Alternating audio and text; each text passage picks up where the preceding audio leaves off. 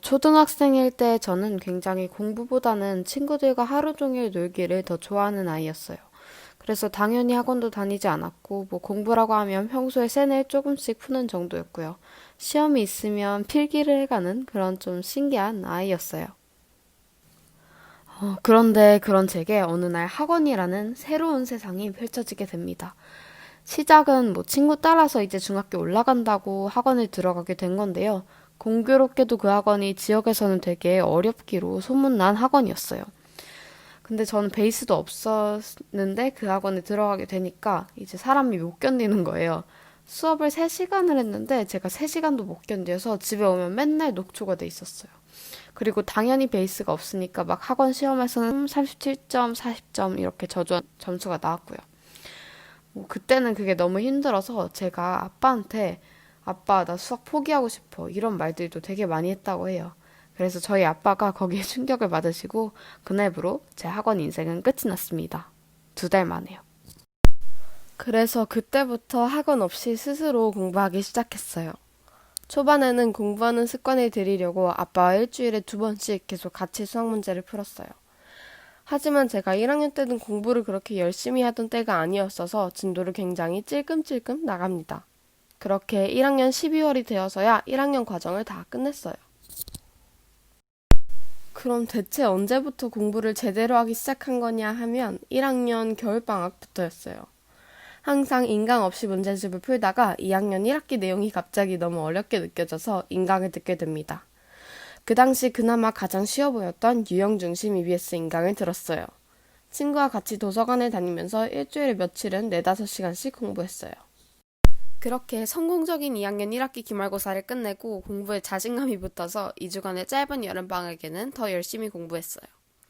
2학년 여름방학은 거의 도서관에서 보낸 것 같아요. 심화 문제집도 이때부터 풀기 시작했고 선행도 좀 속도가 붙었습니다. 그래서 지금 2학년 2학기인데요. 이제 3학년 내용이 거의 끝나가고 있어요. 선행은 유형중심과 센 이 2문제집으로 하고 있고요. 그래서 이제부터는 제가 대체 어떻게 수학을 잘 하게 되었는지를 구체적으로 알려드릴게요. 먼저 제일 중요한 포인트라고 생각하는데요. 저는 다른 사람에게 가르쳐 보기를 시작했어요. 틀린 문제는 일단 모두 오답 노트를 꼼꼼하게 적었고 유튜브 영상이랑 인강을 찾아보면서 개념을 확실하게 이해했어요. 그래도 어려웠던 문제는 냉장고를 칠판으로 활용해 부모님이나 동생에게 열심히 설명했어요. 확실히 남에게 가르치면 모르는 부분이 잘 드러나기 때문에 한 문제라도 이해가 안 되는 부분이 없게 할 수 있었던 가장 큰 이유인 것 같아요. 다음은 제가 앞에서도 말했던 인강인데요. 무작정 혼자 문제집을 들고 풀면 대체 내가 개념을 맞게 이해한 건지 아니면 그냥 외워서 풀고 있는 건지 좀 헷갈리더라고요. 그래서 저는 단순히 정말 개념을 이해하기 위해 인강을 듣기 시작했어요. 그리고 그 목적에 맞게 인강을 듣고 나서부터는 모르거나 이해가 안 돼서 단순히 외우고 문제를 푸는 개념은 없어졌어요. 혼자 공부하시는 분들이라면 반드시 꼭 인강을 들어보시길 추천드려요. 제가 수학 개념을 잡기 위해 들은 인강으로는 EBS 유형중심 전 시리즈가 있습니다. 마지막은 벽을 뛰어넘는 것이에요. 제가 앞에서 성공적인 2학년 기말고사를 마치고 라고 말씀드렸는데요. 실제로 전 과목에서 2개만을 틀린 만큼 잘 본 시험이었어요. 저는 그 시험을 준비하면서 다른 것보다도 제가 저의 수학 공부에 있어서 저를 막고 있었던 어떤 벽을 뚫었다고 생각해요. 3주 동안 연습장 6권 이상을 쓰고 문제집을 3번 이상 돌렸어요. 계속 틀리는 부분은 4~5번도 더 봤어요. 이러한 과정이 전에는 항상 많았던 잔실수들을 아예 없애줬어요. 빨리 풀면서도 정말 집중할 수 있는 방법을 터득해서 기말고사 때는 수학을 15에서 20분 만에 다 풀고 남은 시간은 검토를 할 수 있었어요. 그래서 단 한 번이라도 한 개, 아니 적어도 지금 내 앞에 있는 벽은 뚫어보겠다 라는 생각으로 수학 공부를 해보시는 걸 추천드려요. 하지만 아직까지도 수학은 제게 가장 어려운 과목이에요. 그래서 앞서 말한 것처럼 저는 설명을 하며 어려운 개념을 완벽히 이해하는 사람이기 때문에 오늘은 제가 시험 공부를 하던 중에 이해가 어려웠던 문제를 한번 설명드리면서 완벽히 이해해 볼게요. 오늘은 5개의 문자 A, B, C, D를 사전식으로 나열한다 라는 문제는 어떤 식으로 풀어야 하는지 한번 알려드리도록 할게요. 그리고 일단 저는 응용편을 말씀드릴 건데요. 문제를 좀 바꿔서 풀어볼게요. 그러니까 푸는 방법은 전혀 다르지 않습니다. 똑같은 내용이고요.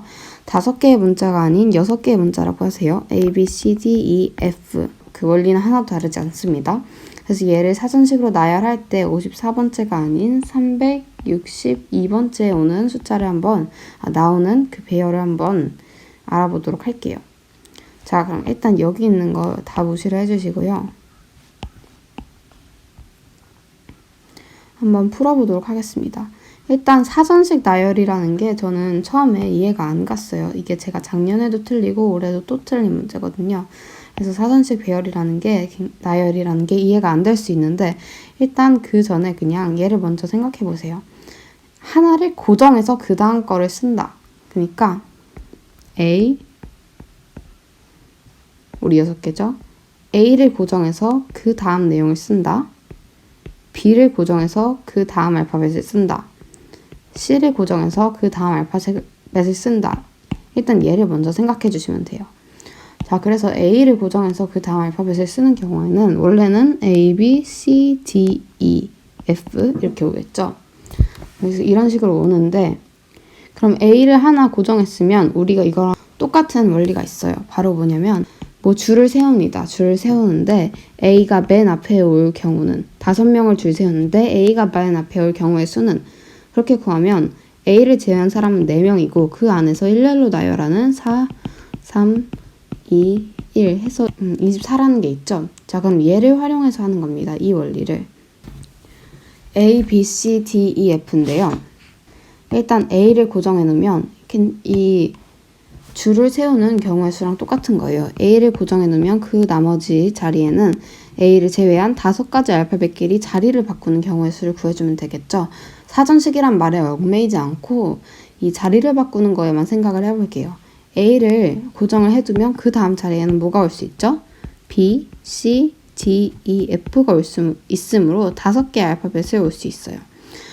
그리고 그 다음 자리에는 얘 하나를 제외한 B가 사용됐다고 하면 하나를 제외한 4개. 그 다음 자리에는 그 다음 알파벳을 제외한 3개, 2개, 1개.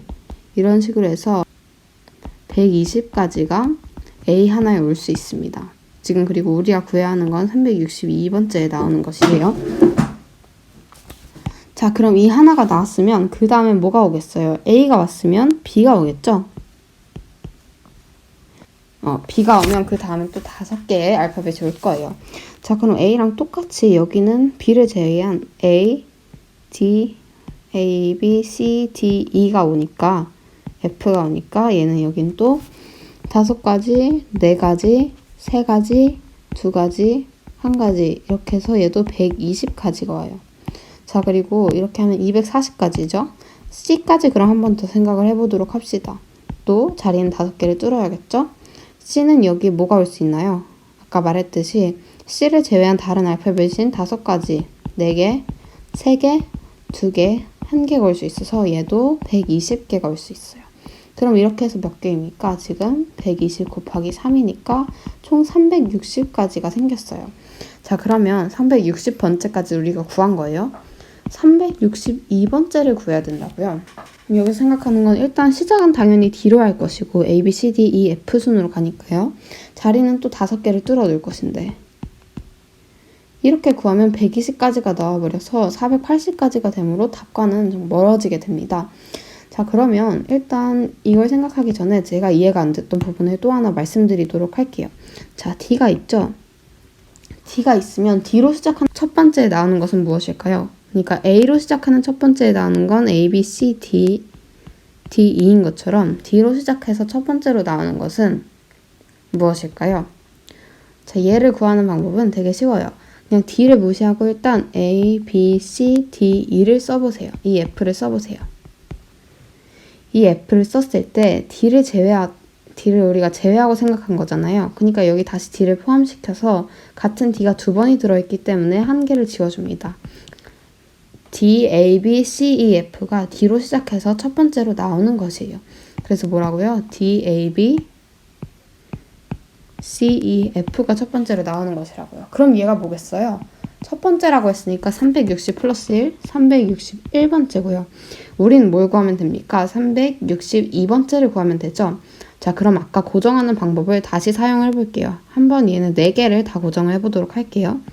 A, B, C까지 고정합니다. 이 F가 361이었고요. 그럼 이 안에서 바뀌잖아요. 어떻게 바뀔까요? 맞아요. 그냥 F가 이 자리로 오는 겁니다.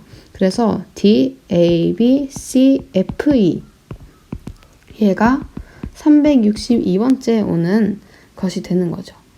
그래서 이 문제를 풀 때 중요한 점은 일단은 고정을 해준다고 생각하고 그 안에서 자리를 바꾸는 수를 생각하면 돼요.